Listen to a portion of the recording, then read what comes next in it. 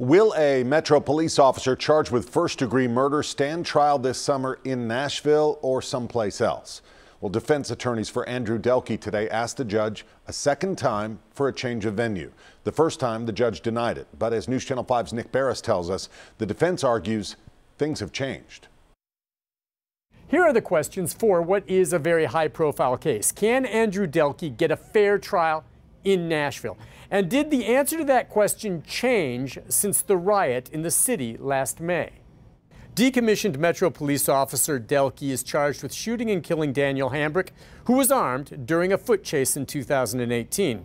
The trial is set for this July. Delke's attorney David Rabin had asked for a change of venue early last year, but the judge denied it. Today, Rabin again asked, arguing people's attitudes toward the case have shifted. He pointed to what he called a riot in Nashville last May in protest over the George Floyd case and others.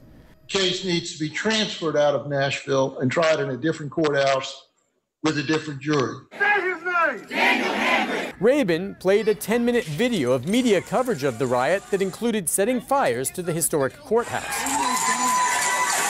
Rabin called Sheriff Darren Hall, who testified he's aware of the chance of violence at a Delke trial.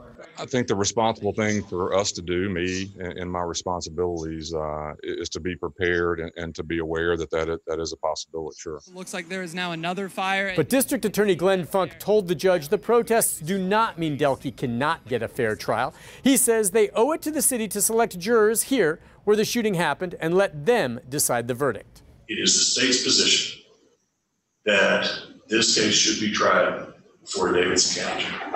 One other concern that some have voiced is the possibility that many prospective jurors may have already made up their mind when it comes to guilt or innocence, and that, if true, could set the stage for a hung jury at trial.